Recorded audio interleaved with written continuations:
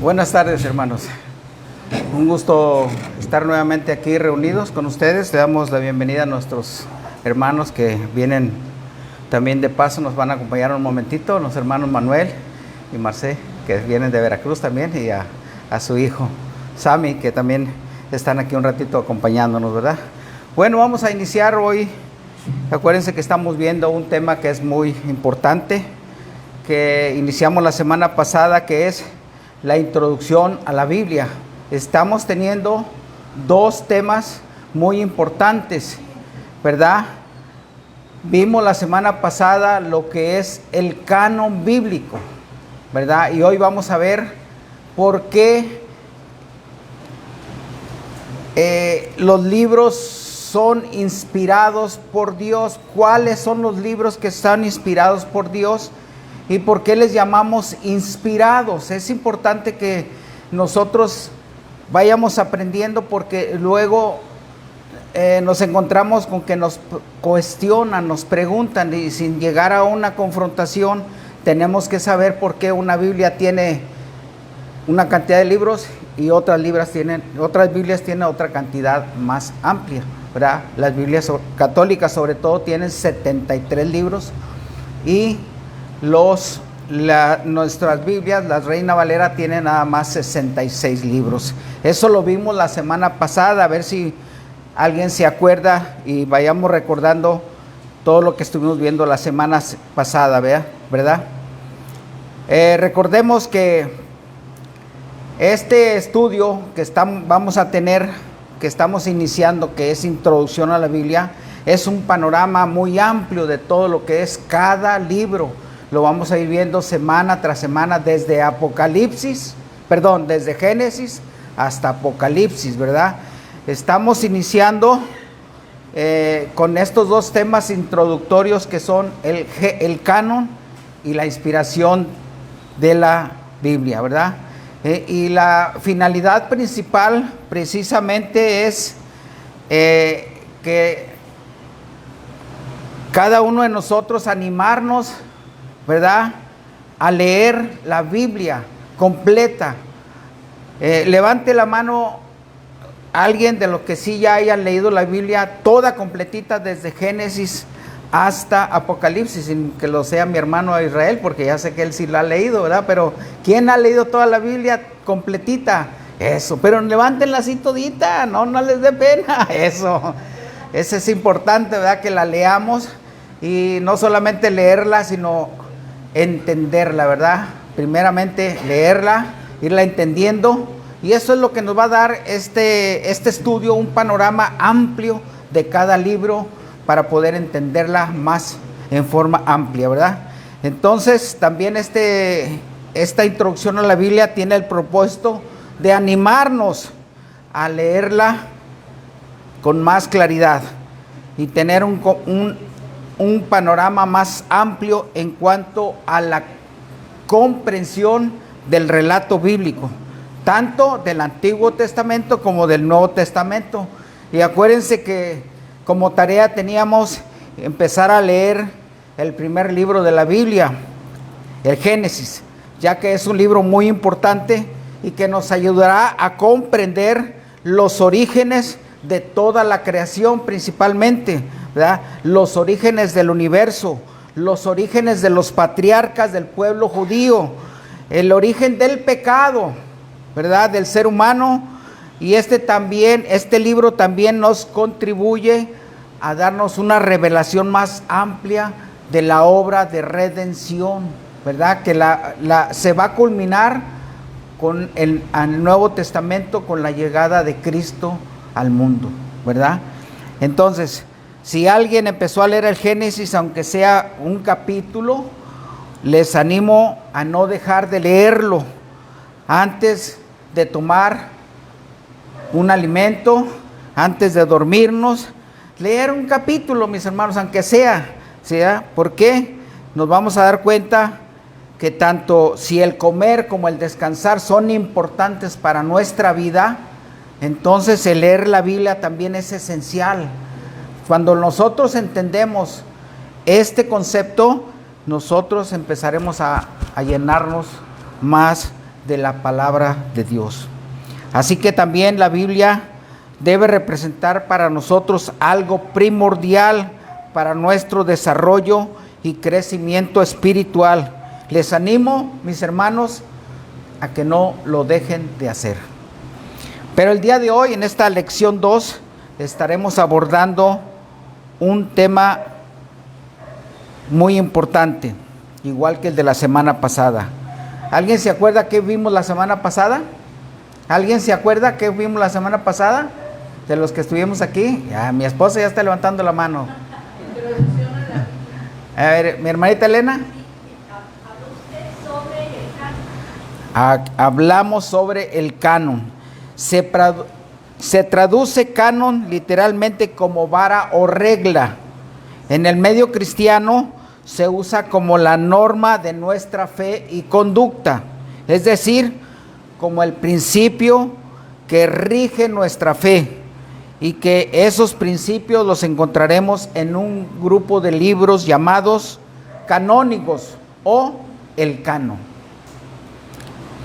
También explicábamos la semana pasada que en el cristianismo reformado, a diferencia de otras corrientes religiosas o de denominaciones, nuestro canon tiene menos libros que otras corrientes religiosas.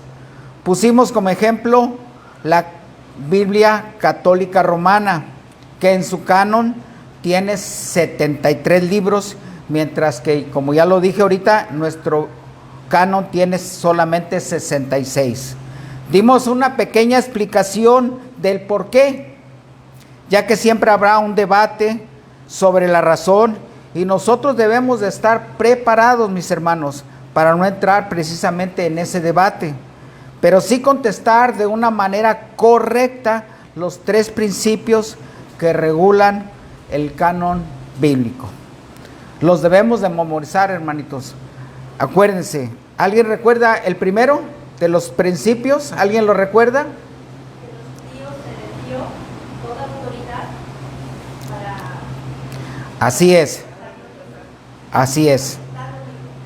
Las escrituras del Antiguo Testamento le fueron confiadas al pueblo judío, y solo el pueblo judío tiene la autoridad para determinar quiénes sí pueden estar en el canon y quiénes no, ¿verdad? Y ellos automáticamente, al tomar una Biblia católica, inmediatamente, ¿qué hacen? Rechazan los libros apócrifos o falsos, ¿verdad? Eso lo vimos, que está escrito en Romanos 3. Si alguien lo puede leer, aquí va a estar en la pantalla. Romanos 3, del 1 al 3, por favor. ¿Qué ventaja tiene pues el judío, o de qué aprovecha la circuncisión? Mucho en todas maneras. Primero, ciertamente que les ha sido confiada la palabra de Dios. Pues si alguno de ellos han sido incrédulos, su incredulidad habrá hecho nula la fidelidad de Dios. Ahí está, hermanitos, está muy claro. A ellos les ha sido confiada la palabra de Dios, al pueblo judío, ¿verdad? Y que aunque haya gente que sean incrédulos en el pueblo judío, aunque haya gente que no haya creído inclusive en Cristo, Dios no es hombre para mentir. Él ha sido y es fiel por toda la eternidad. Así que si Él se las confió, Él les ha dado la autoridad para determinar quiénes sí y quiénes no. Ese es el primer principio regulador. El segundo principio regulador, ¿alguien se acuerda? Que todos los libros canónicos tienen como tema central lo que es el Mesías. El Mesías. O al menos, como algunos libros que no lo mencionan, abonan para entender mejor la obra que iba a llevar a cabo el Mesías. Entonces ese es el segundo principio. Todos los libros canónicos deben de tener como tema central a Cristo, aunque en el Antiguo Testamento no lo conocíamos como el Cristo pero sí había, ya desde el Génesis, ya lo conocíamos al Mesías como la simiente de la mujer. Así que desde la misma creación, desde los mismos inicios de la Biblia, ya estaba determinado el Mesías, ¿verdad? El tercer principio, mis hermanos, esto es un repaso, el tercer principio, ¿alguien lo recuerda?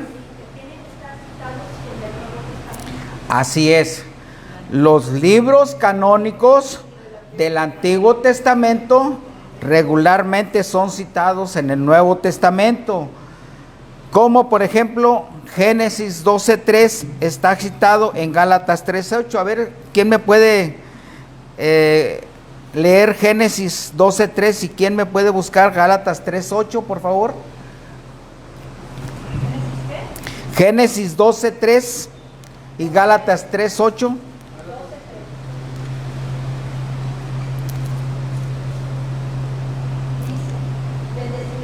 ¿Cuál es? Génesis.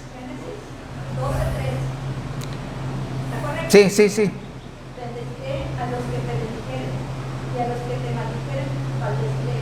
Y serán benditas de ti todas las familias de la tierra. Así es, ahí está citada en Gálatas 3:8 en el Nuevo Testamento. A ver, Gálatas 3:8. Y la Escritura, previendo que Dios... 3:8. Gálatas. Y la Escritura, previendo que Dios había de justificar por la fe a los gentiles, dio de antemano la buena nueva a Abraham, diciendo: en ti serán benditas todas las naciones. Ahí está la misma expresión que ya estaba dicha desde el principio en Génesis. Y así vamos a encontrar muchas referencias en el Nuevo Testamento que fueron mencionadas en el Antiguo Testamento, y podemos encontrar muchísimas. Tengo aquí aproximadamente 10 ejemplos, ¿verdad? Pero si no, nos quedaríamos toda la tarde. Inclusive mencionamos que en los tiempos de la Reforma Protestante, con Martín Lutero, el mismo Lutero, él siendo un sacerdote católico, no reconocía algunos libros del Nuevo Testamento, como el libro de Santiago, el libro de Hebreos y el libro de Apocalipsis, cosa que después tuvo que reconocer y aceptar como canónicos. ¿Por qué? Porque se mencionaba en esos libros a Cristo. Eso era el principio que regulaba, por la cual tuvo que cambiar su postura Martín Lutero. Y también en esos tiempos empezaron a vinieron tiempos de oscurantismo, vinieron tiempos muy difíciles para el cristianismo, y se dieron a conocer inclusive muchos libros apócrifos, más de los que están ahí en la Biblia católica. Por ejemplo, el Evangelio de Pablo, el Evangelio de Judas, el Evangelio de Tomás, y inclusive un Evangelio de María Magdalena, ¿verdad? Algunos de estos libros eran de una influencia gnóstica, de una filosofía que se estaba llevando en el tiempo ese de Grecia, que era una comunidad eminentemente filosófica. Entonces fueron corrientes filosóficas que se volvieron tendencias religiosas, y que aún hoy en muchos lugares la gente sigue creyendo que el gnosticismo es una parte de una religión. Pero hoy, mis hermanos, abordaremos un tema también muy importante, y les pido que por favor estemos atentos y tomemos nota para aprender mucho sobre este tema. Si alguien tiene preguntas, por favor, con toda confianza puede levantar su mano y preguntar. El tema de hoy es la inspiración de las Sagradas Escrituras, o sea, la inspiración bíblica. Necesitamos entender también este concepto, pero también necesitamos poder explicarlo, porque si nos hacen preguntas y no lo podemos explicar, pues entramos en una controversia, ¿verdad? Y primeramente vamos a ver el verso de segunda de Timoteo 3, 16 y 17, que es un verso muy conocido, ¿verdad? Toda la escritura es inspirada por Dios y útil para enseñar, entera a fin de que el hombre de Dios sea perfecto, enteramente preparado para toda buena obra, ¿verdad? Así que aquí ya tenemos la palabra inspirada por Dios, ¿verdad?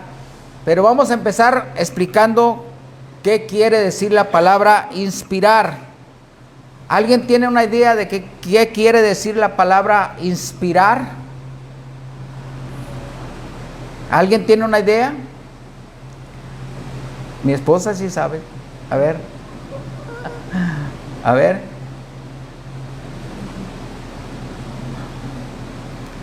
La voy a regañar en la noche. Bueno, vamos a poner un ejemplo. Un pintor se levanta muy temprano, toma sus arreos para la pintura, se sale al campo y llega a ver el amanecer y empieza a pintar un paisaje hermosísimo, ¿verdad? Y lo pinta con los bellos colores del amanecer, y ese pintor, al término de ese cuadro, resulta que la pintura que fue inspirada, entonces le salió hermosísimo, ¿verdad? Ahí ya tenemos la palabra inspirada, ¿verdad?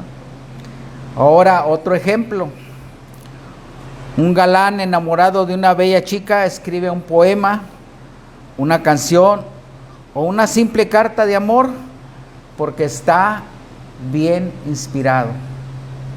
¿Eso les puede dar una idea de qué quiere decir inspirado? ¿Nos da una idea? ¿Todavía no? Yo entiendo como aquella idea que viene a la mente de una persona puede llamarse inspirada y la plasma. La plasma, puede decir, ahí está la idea. Ahí está la idea. ¿Alguien me puede dar otra idea de lo que quiere decir inspirado? ¿Nadie?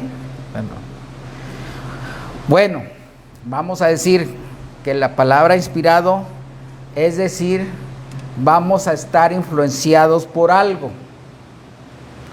Al pintor lo influenció los hermosos colores, el paisaje, fue influenciado y esa influencia hizo que pintara algo hermoso.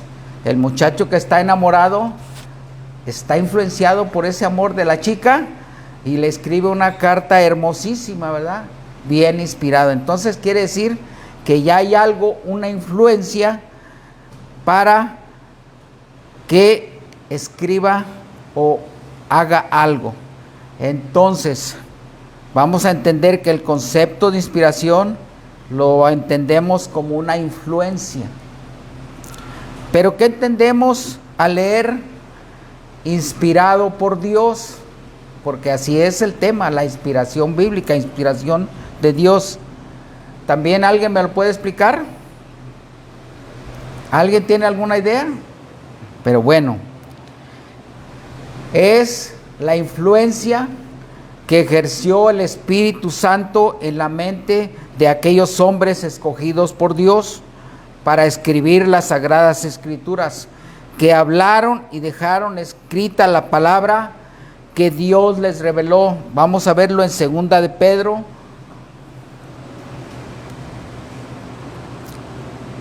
capítulo 1, versículo 21. ¿Quién me lo puede leer, por favor? Que nunca la profecía fue traída por voluntad humana, sino que los santos hombres de Dios hablaron siendo inspirados por él. Ahí está, ¿verdad? ¿Qué dice? Porque nunca la profecía fue traída por voluntad humana, sino que los santos hombres, lo vamos a extender, que escribieron la Biblia, hablaron siendo inspirados o influenciados ¿por quién? Por el Espíritu Santo. Aquí va a surgir otra pregunta. Si la Biblia fue escrita por hombres pecadores, ¿verdad? Porque dice la palabra que todos somos pecadores, porque somos emanados de Caín de Caín y Eva, ¿verdad? Entonces, si todos los hombres que escribieron la Biblia fueron pecadores, entonces, ¿por qué decimos y creemos que la Biblia es superior, por ejemplo, al Corán del Islam, o al Talmud de los musulmanes, o inclusive al libro del Mormón, ¿verdad? Que también fueron escritos por humanos, ¿verdad? Entonces ahí surge otra pregunta. Y si estos libros fueron también escritos por hombres, aquí nos puede surgir otra pregunta. ¿Por qué estos hombres no fueron inspirados por Dios? No eran hombres escogidos.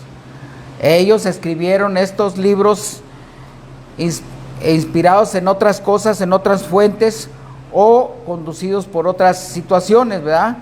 Pero también aquí surge otra pregunta.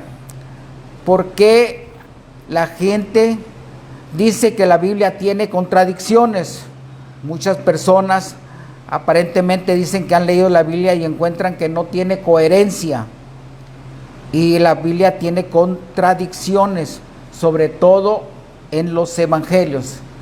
Y la respuesta a la primera pregunta, mis hermanos, es porque la Biblia es superior a todos aquellos libros, porque es el único libro que dice ser inspirado precisamente por Dios, y ya lo vimos en 2 de Timoteo 3:16, ¿verdad? Porque es el único libro que dice precisamente que es inspirada por Dios, y nos lo recalca nuevamente en 2 de Pedro 1:21, por favor, ahí está. Por favor, Aide. Porque nunca la profecía fue traída por voluntad humana, sino que los santos hombres de Dios hablaron siendo inspirados por el Espíritu Santo. Ahí está. Nos lo vuelve a recalcar en este versículo. Es decir, fueron influenciados, fueron guiados. El Señor sopló aliento en ellos y ellos llevaron a cabo esta escritura. Estaban siendo utilizados como canales, como voceros de Dios.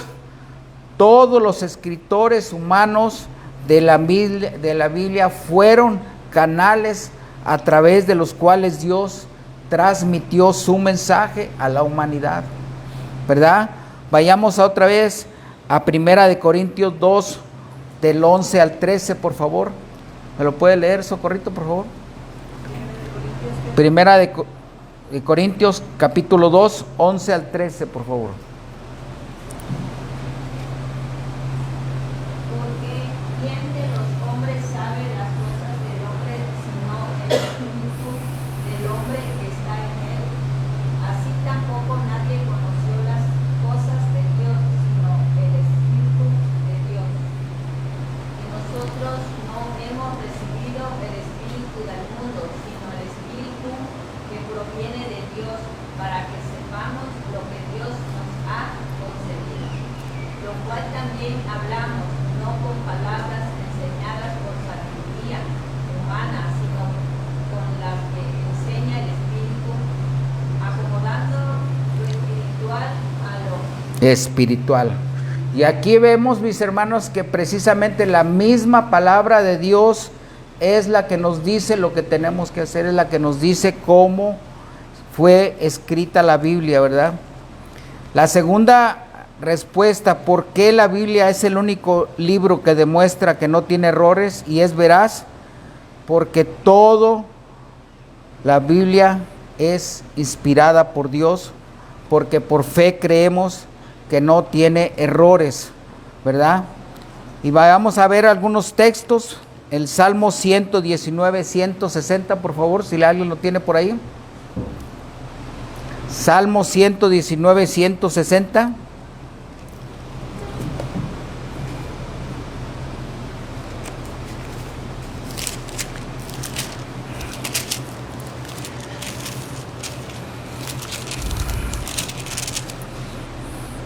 La suma de tu palabra es verdad y eterno es todo juicio de tu justicia.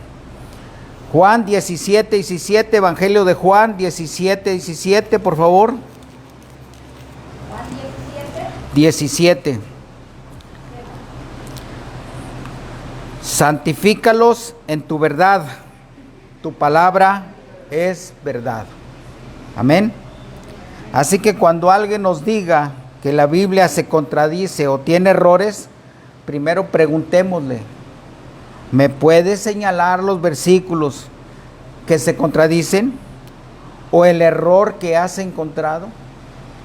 Para que nosotros podamos dar una explicación más amplia, ¿verdad? Tenemos que explicar primero que todos y cada uno de nosotros hemos nacido, ¿qué? Espiritualmente muertos. Es decir, por ser pecadores, tenemos nuestro entendimiento entenebrecido, en tinieblas. No podemos entender lo que espiritualmente está escrito en la palabra de Dios. Ese es el principal. Estamos en un camino de oscuridad. La Biblia tiene diferentes perspectivas, diferentes puntos de vista, pero no errores, porque Dios no es hombre para mentir. Todas las profecías sobre la llegada del Mesías se cumplieron tal como estaban escritas. También debemos aclarar que la Biblia original, nosotros no tenemos la Biblia original, ¿verdad? Los escritos originales no tienen error alguno. Tendrán errores las diferentes traducciones que se han hecho a lo largo de la historia, ¿verdad? Vayamos al Evangelio de Mateo 5.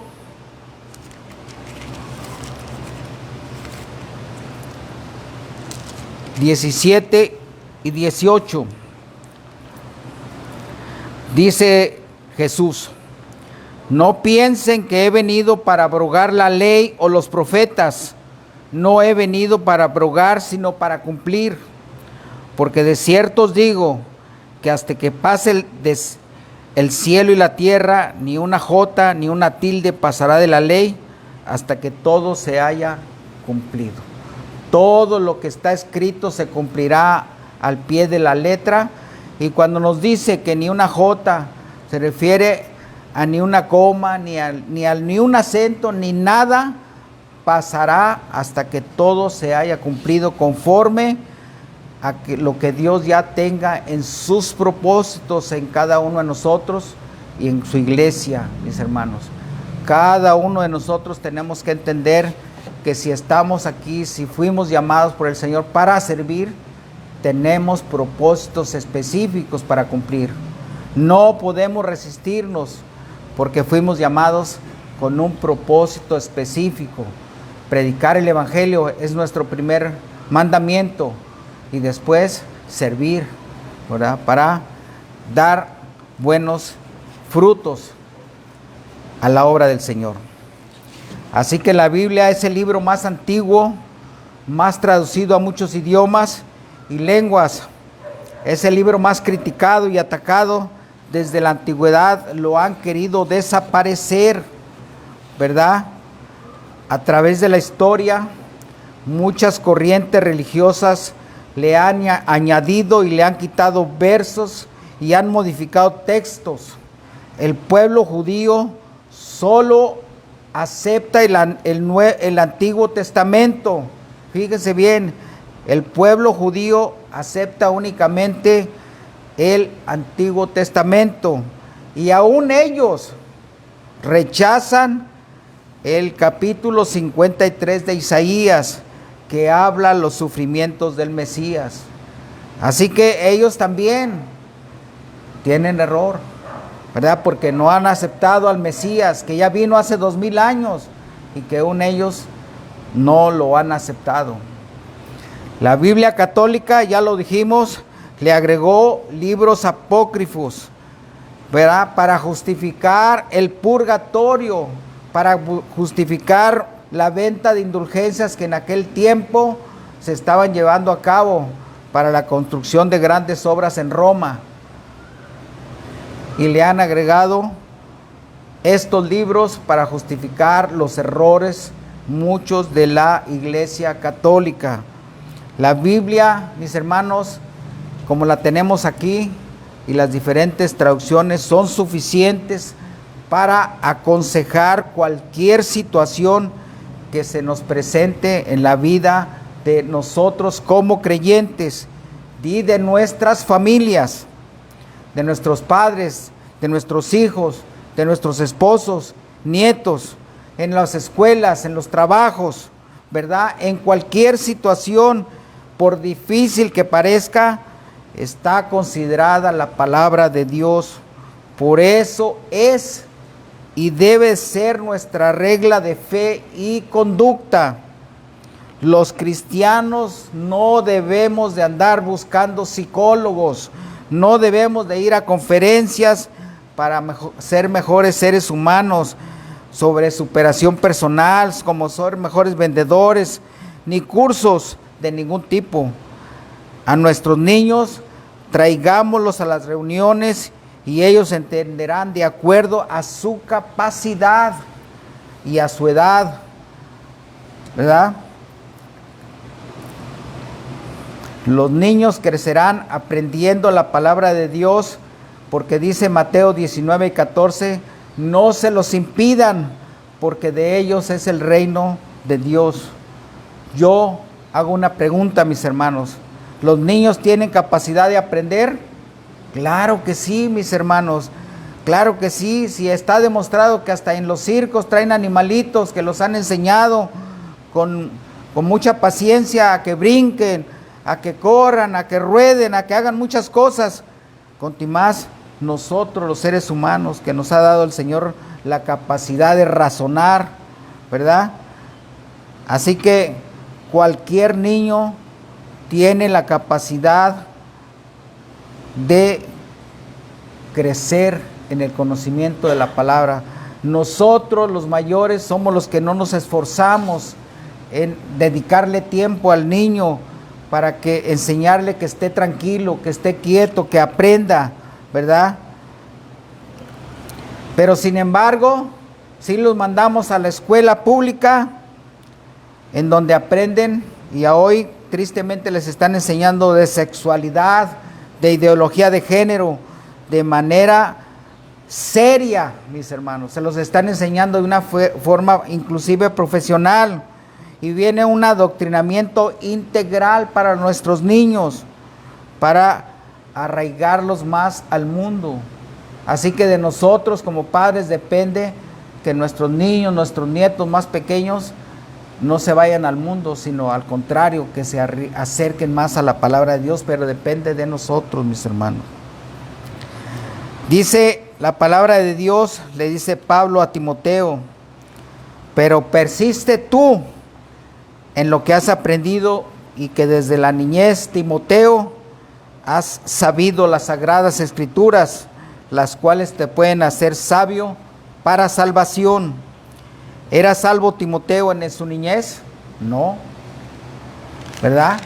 Sin embargo, desde muy pequeño él sabía sobre la salvación, ¿verdad? Ya que se lo había enseñado su abuela Loida y su madre Eunice.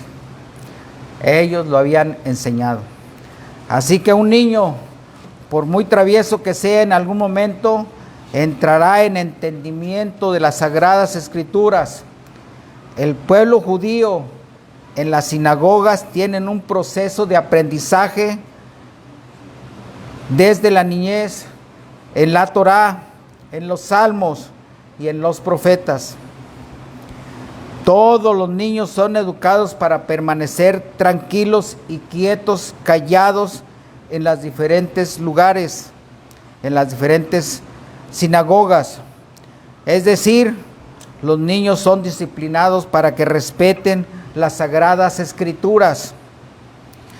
Es toda una cultura ancestral, milenaria.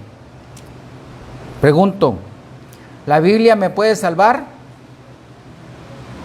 ¿La Biblia me puede salvar? ¿Lupita? ¿Sí? ¿La Biblia me puede salvar? ¿El conocer la Biblia me puede salvar? No.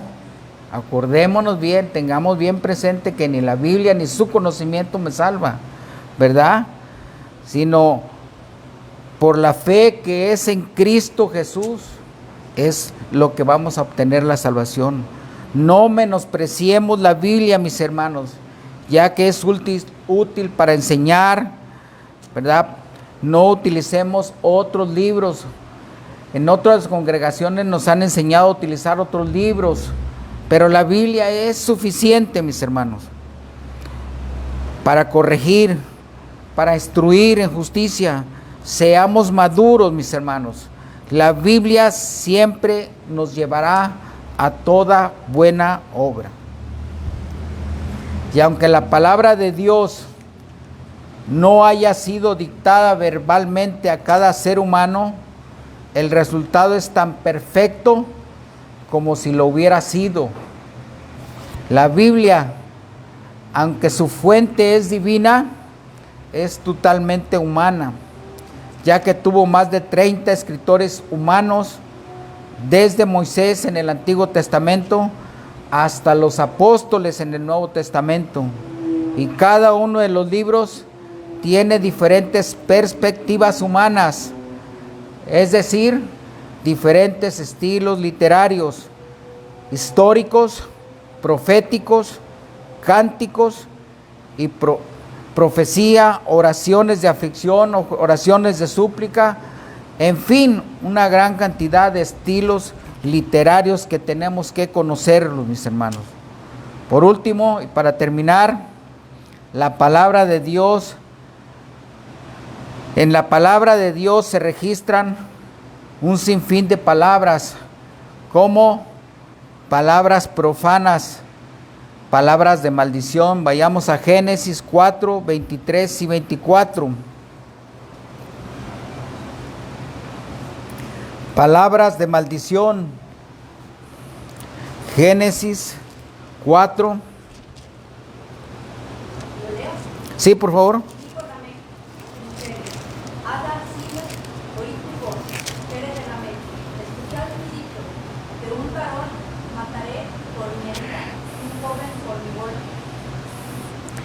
Sí, 7.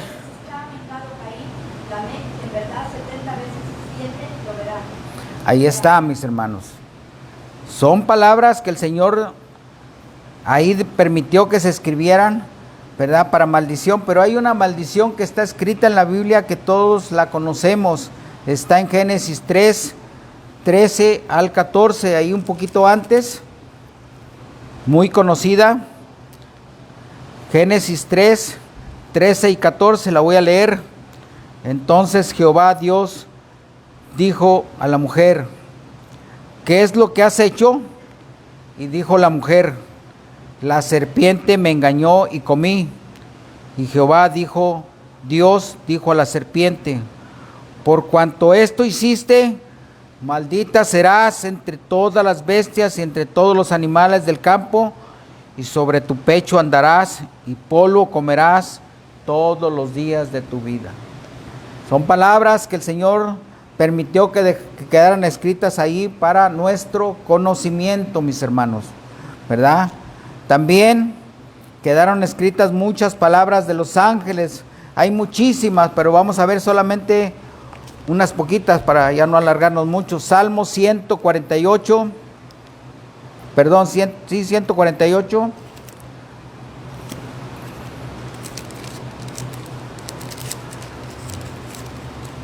Dos. Alabadle vosotros todos sus ángeles, alabadle vosotros todos sus ejércitos. Hay muchos versos que hablan de los ángeles, mis hermanos. También quedaron escritas muchas palabras de demonios. También palabras del mismo Satanás en Génesis 3:1.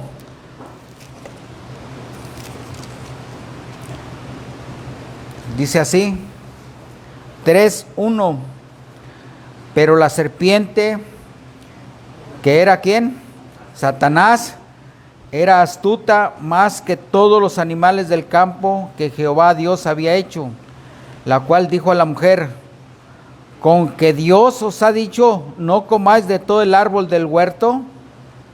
Y la mujer respondió a la serpiente: del fruto de los árboles del huerto podemos comer. Ahí está la palabra de Satanás engañando a la mujer. Y en el 4 y el 5, ahí enseguidita: entonces la serpiente dijo a la mujer: no moriráis, sino que sabe Dios que el día que comáis de él, serán abiertos vuestros ojos, y seréis como Dios, sabiendo el bien y el mal.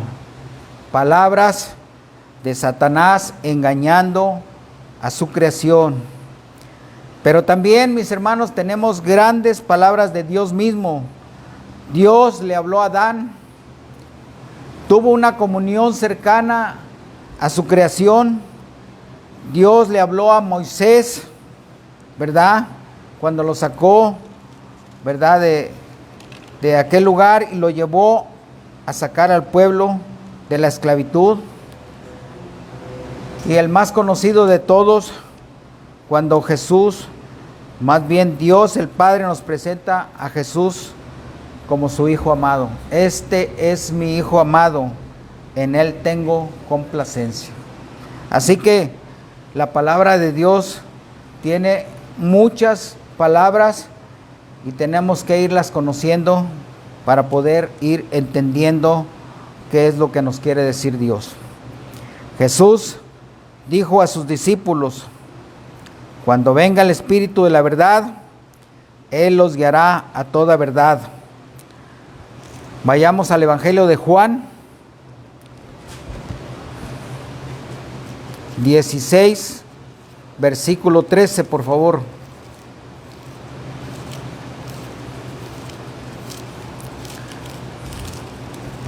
Cuando venga el Espíritu de verdad, Él os guiará a toda la verdad, porque Él no hablará por su propia cuenta, sino que hablará todo lo que oyere y os hará saber las cosas que habrán de venir. Cuando venga el Espíritu de la verdad, Él nos guiará a toda la verdad. Así que, mis hermanos, cada uno de nosotros, si estamos entendiendo la Biblia, si la hemos comprendido, el Espíritu de Dios ya está en nosotros. El Espíritu, Él es el que nos va a guiar a toda verdad, a toda buena obra. Por lo tanto, la palabra escrita por seres humanos, inspirada por Dios, es la misma palabra de Dios. Amén. Dentro de 8 días, mis hermanos, iniciamos ya con la introducción en el libro de los Génesis. Los invito a seguir leyendo este libro, mis hermanos. Si hay alguna pregunta, por favor, con toda confianza, mis hermanos, si hay algo que no hayan entendido, si hay alguna cosa que no quieran que se les explique, que se les amplíe la explicación, con toda confianza, mis hermanos. ¿Hay algo? ¿Nada? Bueno, vamos a orar para terminar esta primera porción que es la escuela bíblica. Oremos. Gracias, Padre bendito y amado. Te damos a ti la gloria y la honra, Señor, porque tú, Señor, nos has guiado a toda verdad. Tu palabra, Señor, que sea nuestra vara, nuestro principio, Señor, que podamos entender que no necesitamos cosas que el mundo nos ofrece, Señor, para poder, Señor, cambiar, Señor, nuestra forma de vida. Señor, guíanos a toda verdad. Ayúdanos, Señor, a conocerte cada día más y ser cada día más a la imagen de tu Hijo amado. En el nombre de Cristo te lo pedimos. Amén. Gracias a Dios.